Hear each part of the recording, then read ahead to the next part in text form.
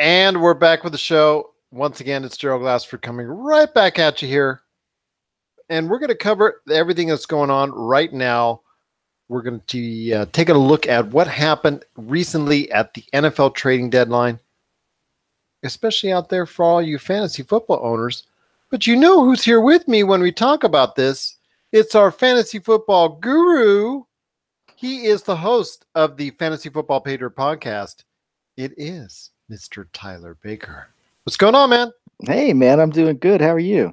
All right, man. All right. Heading into week 9 in the NFL. Everything looks good so far. A lot of teams on bye. People have to make adjustments out there for their fantasy teams, but even more adjustments were made at the trade deadline on Tuesday with a lot of NFL teams shipping out some once very high value draft picks, sending them off, once very productive players and whatnot. They were just seemed to be going, really just all over the place when it came to the Tuesday NFL trading deadline.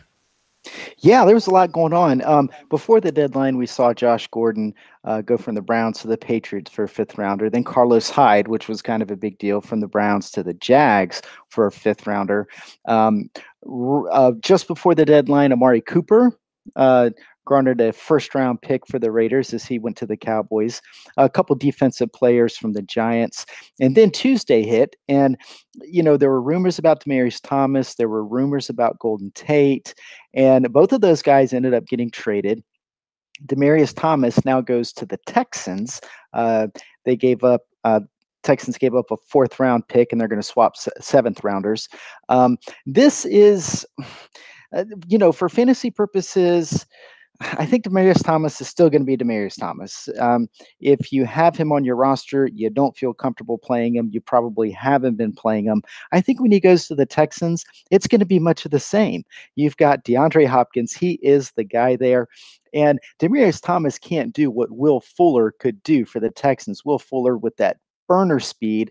Will Fuller's on IR. They still have Kiki Cutie there, but Kiki Cutie doesn't have the long speed. Well, guess what? Demaryius Thomas doesn't have that long speed either. So I think you're going to see Demaryius Thomas, kind of doing the same thing he was doing in Denver. Can he catch touchdowns? Sure.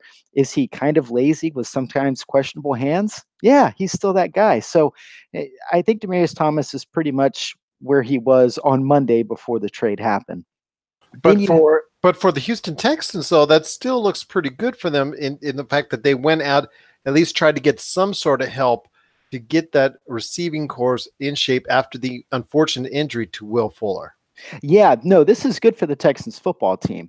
And the last time we saw Deshaun Watson on prime time, he lit it up. What was it, 5 touchdowns or something like that? Last Thursday, he lit it up. This is really good for this football team. It gives them another viable target.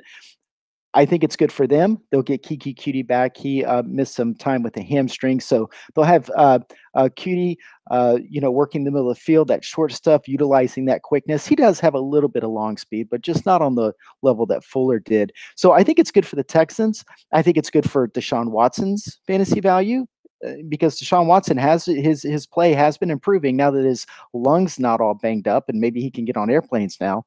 So I think this is good for the Texans. But as far as Demaryius Thomas's value, I don't see much change. Once again, it is Tyler Baker from the Fantasy Football Patriot podcast.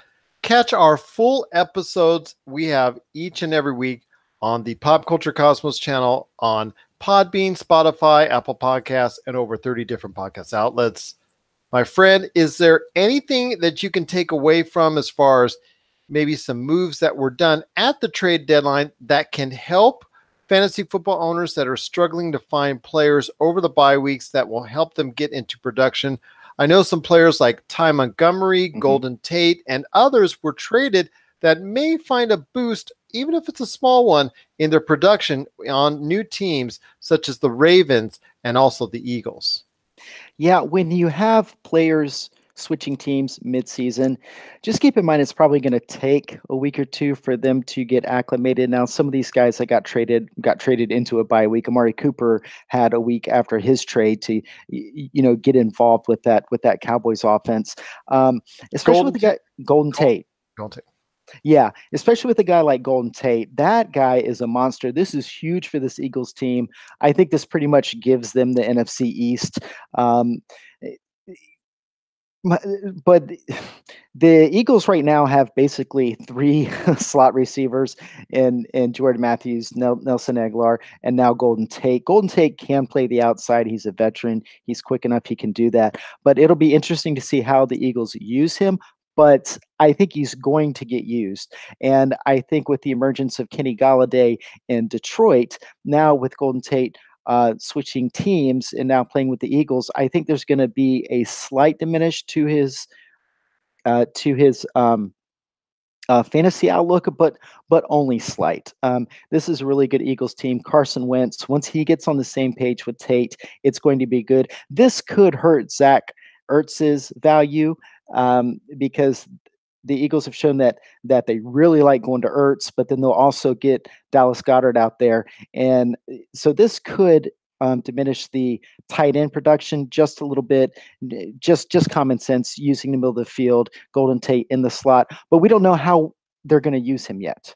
Especially with Aguilar and Jordan Matthews already proving that they don't exactly flourish on the outside. So it'll be interesting to see how the Eagles deploy him. I assume that he'll probably move all around on that offense. But again, it might take a week or two for that to start happening. Any other names that were out there that you think should be of interest to people out there, or maybe some spaces that were filled up now by other players now getting a better chance out there that might actually be of note to fantasy football owners out there? Yeah, the Packers shipped off Ty Montgomery. You probably don't have him on your team. You're probably not going to go pick him up. But what that is going to do is that's going to kind of declutter that Packers backfield. I think Aaron Jones is going to be the guy there. You will still get some Jamal Williams. So I think that those two running backs take a little bit of a bump. Now, there were some defensive trades that I think are going to matter. The biggest one, I think, is Dante Fowler going to the Rams for 2019 third round and a 2020 fifth round. This is a big deal for an already Rams front four that is just disgusted. I mean, it's an embarrassment of riches. It's disgusting. So any quarterback that faces that Rams front is going to see nothing but first round draft picks. Then Dominican Sue, Aaron Donald, Brocker, and now Dante Fowler. And so the 8-0 Rams just got a lot better on defense. And Wade Phillips, a defensive coordinator there, he's going to have a lot of fun dialing up blitz. And if you have a quarterback facing the Rams, much like Aaron Rodgers last week, Aaron Rodgers had a bad week last week. It's going to make you think twice. Speaking of the Rams, they've got a great matchup coming up this weekend again. First, it was that home game. Well, actually, it was Green Bay's home game at Los Angeles. But now they're going over to New Orleans and battle that team, in which should be a very good shootout and very good points for any fantasy football owner out there. But another game that also intrigues me as well this weekend is the New England Patriots.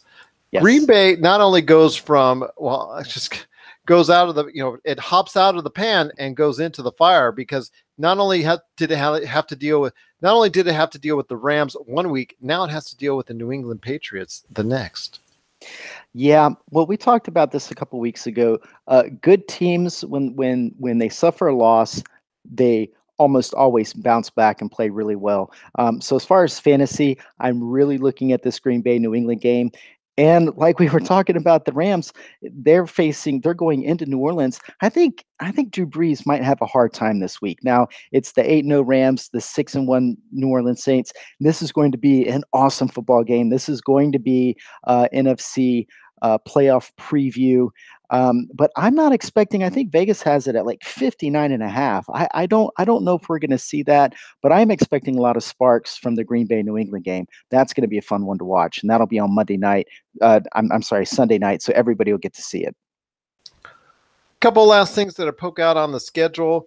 I know that one under the radar that people need to be interested in is Tampa Bay at Carolina, with the Fitzmagic being back. Yeah. How good can he perform now that he's in the driver's seat? And again, we talked about earlier this week on our show, talked about how important it is to have Cam Newton or to trade for him because of all the different various weak defenses he has coming up in his schedule.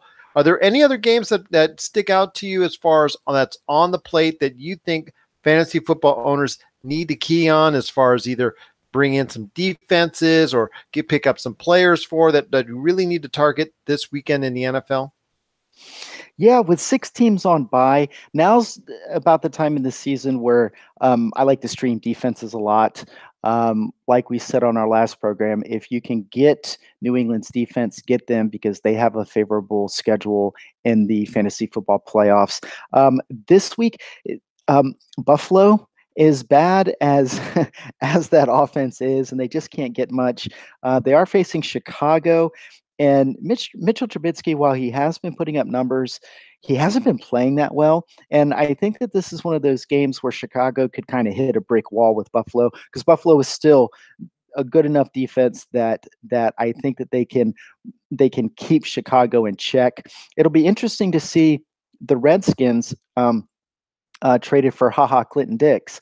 And that really shores up the safety position for them because unfortunately Washington is averaging just under 21 points a game. And then they're not going to win games if their offense has to score. So beefing up that defense has really helped them. Washington has a good fantasy football playoff schedule defense. I can't remember offhand who they play, but they have a favorable schedule. I think it's like the Jags and the Titans that they play in weeks 14 and 15. So those are a couple defenses that are kind of on the rise.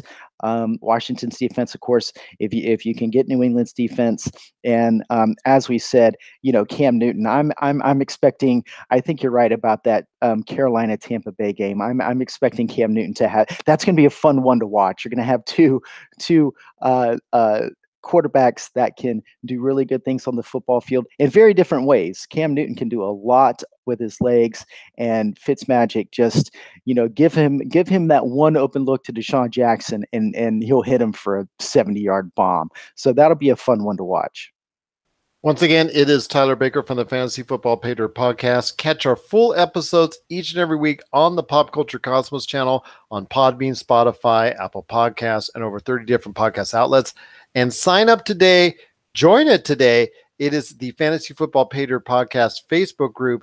You can ask all sorts of questions when it comes to fantasy football on waiver wire, trades, lineup changes. Should you go with this? Should you do that? Ask all those questions today at the Fantasy Football Pay Dirt Podcast group. There are over 200 different individuals out there. All of them are fantasy football fans. They go out there, they participate, questions get asked, and I see the responses from everyone. And if you really want to go ahead and get the word from our Fantasy Football Pay Dirt Podcast guru, just go ahead and you can direct message him through the group. Once again, that's the Fantasy Football Pay Dirt Podcast Facebook group. My friend, it's another great weekend in the NFL. Any last thoughts on the way out? Enjoy the games. There's going to be some good ones. The Rams New Orleans game is going to be nationally televised. That's the 4:00 game, and then the Sunday night game. So if you have Sunday afternoon and evening off, you get the Rams at the Saints, and then you get the Packers at the Pats. I mean, that's going to be a really, really good Saturday of some really, really good football. Sunday. It looks like it's going to be a great weekend indeed for everyone out there, for football fans and fantasy football fans alike. My friend, always great talking to you. Always great having you here on the show. And of course, spreading that fantasy football knowledge right here on the Pop Culture Cosmos.